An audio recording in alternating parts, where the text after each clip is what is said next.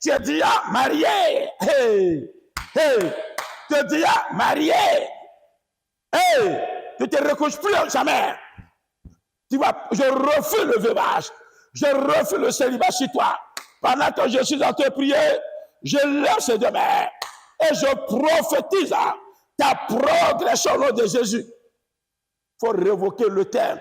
Révoque la loi satanique qui empêche ta progression. Révoque la loi démoniaque qui empêche ta progression. Ton enfant allait en Europe. Mais les lois de ta famille veulent le ramener au pays, au Cap-Mart. Hey.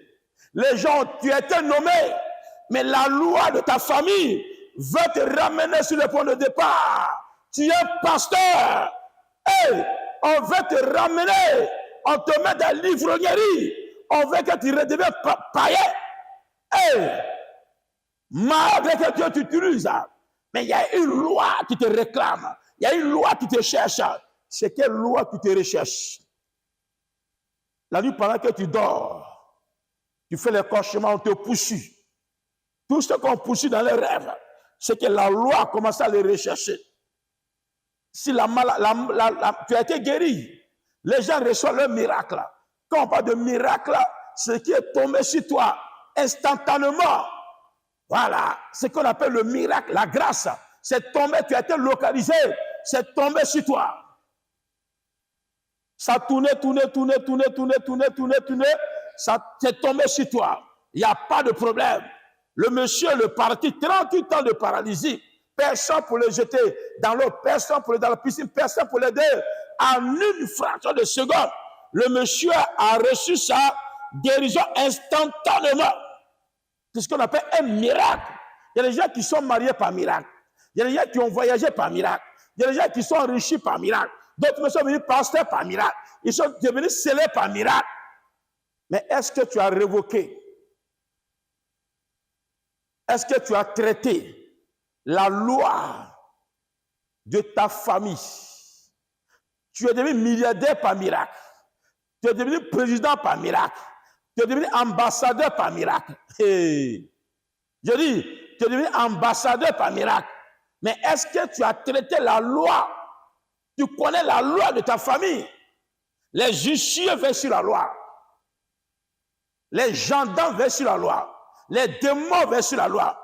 Les gens de haute forêt veillent sur la loi. De la forêt, de l'eau, les marins. La gendarmerie veille sur la loi. Mais est-ce que tu as pu traiter cette loi? Mais pendant que je suis en train de prier pour toi, l'Éternel restaure ton âme. L'Éternel restaure ta vie. Au nom puissant de Jésus. Au nom puissant de Jésus. Il y a des gens que Dieu avait bénis. Il y a des gens que Dieu avait guéris. Il y a des gens que Dieu avait restaurés. Mais les lois, Dieu respecte les lois. Tant que tu n'as pas révoqué, monsieur a dit, il y a une loi qui m'a dit, Jésus lui a imposé la loi de la marche. Jésus lui a imposé la loi de la marche. Donc le monsieur a dit clairement, il y a une loi qui m'a été donnée. La loi, l'autre m'a été donnée. Je suis approuvé. Il y a une loi qui m'a été dit pour dire je peux marcher. Donc je marche. Quand les esprits, les juifs ont entendu cela, il dit qui t'a donné cette loi? Il dit c'est Jésus. Il m'a dit de marcher. Donc tu te maries. Dis à la loi du mariage que tu m'as localisé. Parle à la loi, change la loi, révoque la loi satanique et accepte une nouvelle loi. Accepte une nouvelle loi. Accepte une nouvelle loi. La loi de la gloire, la loi du succès, la loi de l'évangile. Il n'y a pas la loi de Jésus de l'évangile dans votre famille. Par miracle, tu es là à l'église. C'est pour un temps, quelque temps après, tu vas devenir un ancien chrétien. Il y a des gens qui sont devenus anciens prophètes, d'autres sont devenus anciens prêtres, d'autres sont devenus anciens pasteurs, anciens évangélistes, anciens diacres.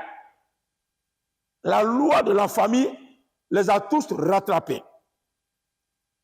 Alléluia. Il y a une femme, je rends tout le témoignage. cette femme qui, il y a la loi, on ne doit pas affronter. Dans les lois, on ne doit pas affronter. Mais cette femme a pris une grossesse par miracle, selon le témoin qu'elle a rendu, que tu ne peux pas écouter ici. Mais cette femme a rendu son témoignage. Elle a pris une grossesse par miracle. Dans les lois, dans les familles, personne n'enfante.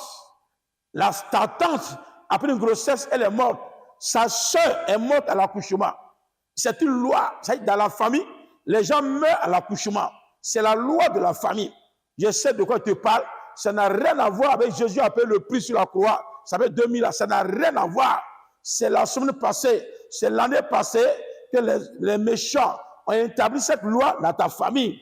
Ça n'a rien à voir avec Jésus a payé le prix sur la croix. Moi, je te parle de la réalité. Moi, je suis un prophète de la réalité. Je suis un homme de terrain. Je sais de quoi je parle. C'est que les gens vivent. Les gens qui vont à l'église, qui sont même les pasteurs qui prêchent. Mais il finit de prêcher. Il fait les rapports sexuels en rêve. Et ce dernier n'est pas star. Il est obligé d'être le coureur de jupons. Il est dans l'impudicité. Parce que les esprits des autres, dans les lois de la famille, ton père a été polygame. Ton père a été polygame. Il a marié 3, 5, 10 femmes. Cette loi est là. Tu te maries à une seule femme. Cette femme ne doit pas te suffire selon la loi. C'est la loi de la polygamie. C'est la loi de la prostitution. Cette femme, elle a pris une grossesse qui allait jusqu'à 12 mois. Elle devait mourir. Jusqu'à ce qu'on arrive à l'église qui nous a invités. On prie. L'enfant ne veut pas sortir. Elle était programmée pour mourir à l'accouchement. Mais pendant que je priais, j'ai déraciné, j'ai révoqué cette loi. Pendant que je révoquais la loi, l'enfant venait. Rien que son image. Comment c'était chaud. La puissance de Dieu est en action. Et cette femme a été libérée. Après 3 jours sur la prophétie, et cette dame a accouché dans les bonnes conditions, sans césarienne, sans problème. L'enfant est sorti parce que l'enfant a été provoqué. On a révoqué cette loi. Et voilà ce bébé. 3 jours après, voilà ce bébé. Voilà, le bébé est là. Rien peu, le témoignage. Cette loi démoniaque a été révoquée. Il y a un monsieur également qui était paralysé. On allait à Bébi dans un village. Et ce monsieur, dans sa famille, on ne prospère pas. Il a fait un grand champ de cacao. Et monsieur, il était très béni. Les méchants, les esprits de la famille l'ont réclamé, ils l'ont paralysé. Il était assis. Pendant que je priais, je voyais ses pieds qui bougeaient. Et je lui ai dit, papa, jette tes béquilles. Et j'ai pris ses béquilles. Et le monsieur a commencé à marcher. Le monsieur a commencé à marcher. Le monsieur a commencé à marcher. Pendant que je suis en train de prier, si tu étais paralysé, malade, tu es guéri au nom de Jésus. C'est quoi déjà? Ce vendredi, tu es invité à la grande veille de prière au niveau de Yopougon. Tu es malade, tu fais les cauchemars. Tu es réclamé par la loi de ta famille. Je parle de la loi démoniaque de ta famille et les huissiers qu'on appelle les sorciers. Et ils veillent sur les lois. C'est ce qu'on appelle les gardiens du temple. On ne bâtit pas de maison chez vous. C'est la loi de la famille. Tu bâtis une maison, un sorcier va jeter un animal mort. C'est quoi? Dès que tu as un terrain, tu as un champ, il faut que le prophète de l'Éternel vienne consacrer la chose que tu as. Tant que, bien aimé, on consacre la chose pour annuler la loi de la mort. Donc, tu es invité dans cette rencontre surnaturelle le mardi après-demain sur le coup de 14 h. Et le vendredi sur le coup de 20 h, 19 h, vous êtes tous invités à cette grande veillée de prière, vraiment qui aura pour thème rétablir la loi de la gloire, renverser l'autel de Baal qui parle contre ta famille. L'esprit qui contrôle la famille sera brisé, déraciné. Tu es malade, tu fais le cauchemar, tu n'arrives pas à comprendre quelque chose. Nous t'invitons, la prophétesse et maman Dédé et moi, nous t'invitons à la grande veillée de prière. Que Dieu te restaure. À tous ceux qui veulent qu'on consacre leur maison, leur terrain, leur champ. Nous sommes allés consacrer même un hôtel, un complexe hôtelier qu'on avait maudit. Rien un peu l'image qui est déjà là. Je suis allé consacrer ce lieu Parce qu'ils avaient maudit le coin, ils ont enterré les moutons, ils ont enterré les fétiches, ainsi de suite. Mais je me suis rendu sur le lieu, j'ai brûlé tous ces fétiches-là. Voilà, c'est notre vocation. Je t'attends le mardi et le vendredi à Yopougon.